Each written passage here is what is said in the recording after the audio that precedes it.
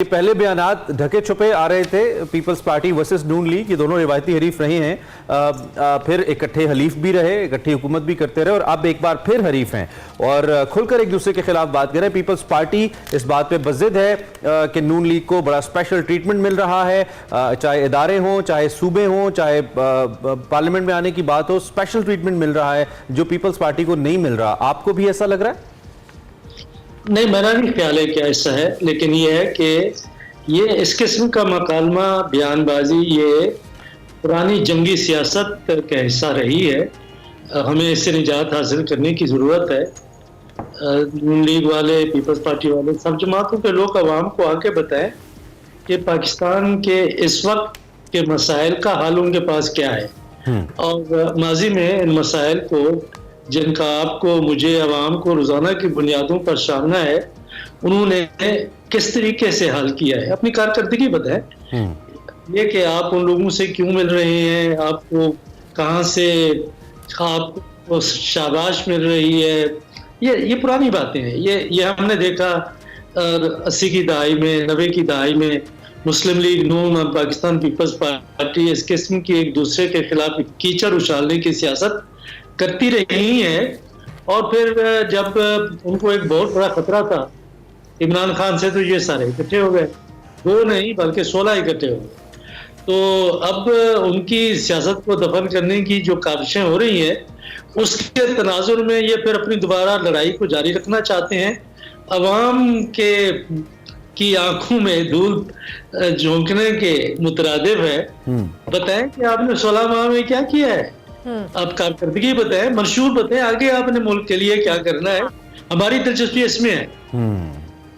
लेकिन डॉक्टर साहब, जिस तरह से आपने कहा कि दिलचस्पी आवाम की तो इसमें होनी चाहिए, लेकिन जाहिर है कि ये आप भी बहुत बेहतर तौर पे जानते हैं कि जब भी इलेक्शन कैंपेन्स होती हैं, इस तरह की बातें, इस तरह की चीज़ों से उन्हें लगता है कि शायद पब्लिक जो का इंटरेस्ट है या उनका जो एक तवज्जो है, फोकस है, वो उनको डिस्ट्रैक्ट कर पाएंगे। लेकिन आपको लगता है कि आवाम इस तरह की बयानबाजियों से डिस्ट्रैक्ट होती है और जब इलेक्शन के टाइम पे वोट की बारी आती है तो फिर वो इन सियासतदानों की बातों पे यकीन करके उनको वोट देती है या वो अपने माइंडसेट के मुताबिक वोट कास्ट करती है?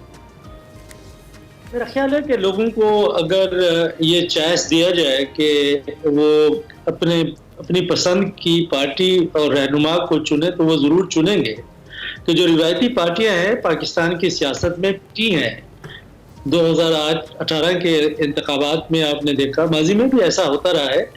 तो ये कहना कि अवाम में शऊर नहीं है और जिसको जो चाहता है अपनी मर्जी से सामने आ जाता है, ऐसा नहीं है। कि अगर मैदान आप सब जमातों के लिए हमवार कर दें तो नतायज आपको सामने आएंगे और वो मुख्तलिफ नतायज आपके सामने आएंगे। लेकिन यह है कि वो ऐसा हो रहा है या नहीं हो रहा है, उसके बारे में हम क्या बात कर सकते हैं। अच्छा, मोहम्मद अली दुर्रानी साहब फॉर्मर हमारे इंफॉर्मेशन मिनिस्टर भी रहे हैं, परवेज मुशर्रफ दौर के अंदर is been very active, I remember, आपको भी याद होगा, और इस्टेब्लिशमेंट के भी जारी बात है करीब समझे जाते हैं। कल उन्होंने एक स्टेटमेंट दी हमारे एक्सप्रेस फोरम के ऊपर, मैं अभी इसको पढ़ रहा था कि जी इलेक्शन के बाद एक यूनिटी गवर्नमेंट बननी चाहिए। और इससे पहले एक दिन मैं कुछ टेलीविजन चैनल्स पे इंक्लूडिंग एक्सप्रेस के अंदर भी मैं हमारे एक्सपर्ट प्रोग्राम में सुन रहा था, उसमें भी बहुत से लोगों का कहना है कि लगता है ऐसा है कि कोई नेशनल गवर्नमेंट फॉर्म होने जा रही है। यानी कि अब ये ख्याल पनप रहा है कि अगर इलेक्शन से पहले जो भी आप नैरेटिव बनाएं, जब इलेक्शन हो जाएगा, आपने चूंकि शक्ल एक सियासी रखनी है हुकूमत की, लेकिन इसमें सब कुछ अच्छा नजर आना चाहिए, यानी कि नो पॉलिटिकल कन्फ्रंटेशन। आपको ऐसा कुछ लग रहा है कि ऐसा कुछ होने जा रहा है? और इन केस अगर होने जा रहा है तो would it be better for our democracy? I mean, सही होगा पाकिस्तान के लिए? बिल्कुल सही नहीं होगा, इसलिए कि ये ऐसे शोशे हैं, मैं नहीं समझता कि इसमें कोई हकीकत है। और ये तो ना तो उनकी कोई सियासी जमात है और वो बयान दे रहे हैं, हो सकता है उनका जहन, उनकी सोच, उनके इरादे पाकिस्तान की खुशहाली, सलामती और जमहूरियत के लिए हूँ। लेकिन मेरे ख्याल में कोई ऐसी हुकूमत अगर बने तो उसमें जिम्मेदारी का तयन नहीं हो सकता।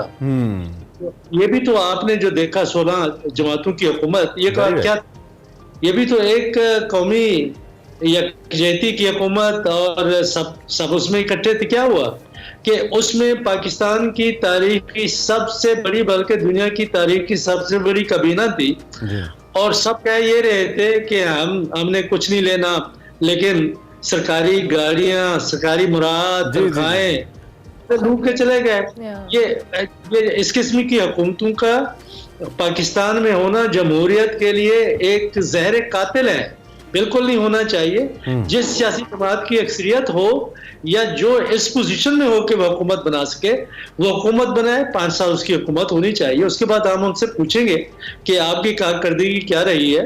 सियासी जमातें जायज तनकीद करें, अदम इस्तेहकाम का किसी हुकूमत को शिकार ना करें।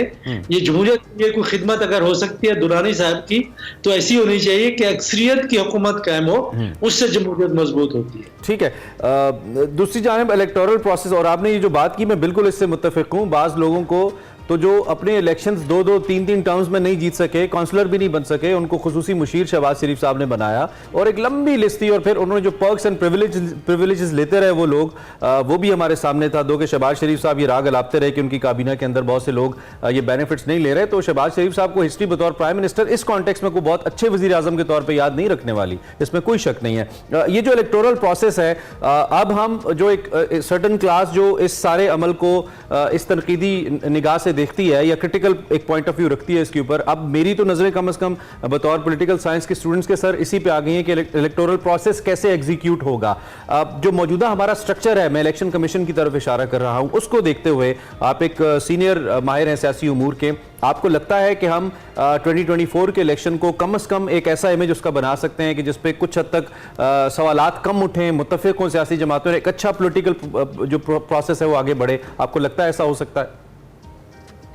हो सकता है, इसमें कोई शक नहीं है। हमारे इदारों में ये इस्तेदाद बिल्कुल मौजूद है, सलाहियत है, काबिल लोग हैं, लेकिन ये है कि क्या सियासी इरादा भी ऐसा है या नहीं है, और क्या हम मुल्क को उस सिमत में ले जाना चाहते हैं जहां आइन और कानून की हुक्मरानी होनी चाहिए, या कुछ और मकासद हैं जो पूरा करना चाहते हैं। ये अभी बातें खुल के सामने नहीं आ रही और खुल के बात करना भी मुनासिब नहीं है मौजूदा हालात में। लेकिन यह है कि इस वक्त कोई इंतखाबात का माहौल बनता हुआ नजर नहीं आ रहा।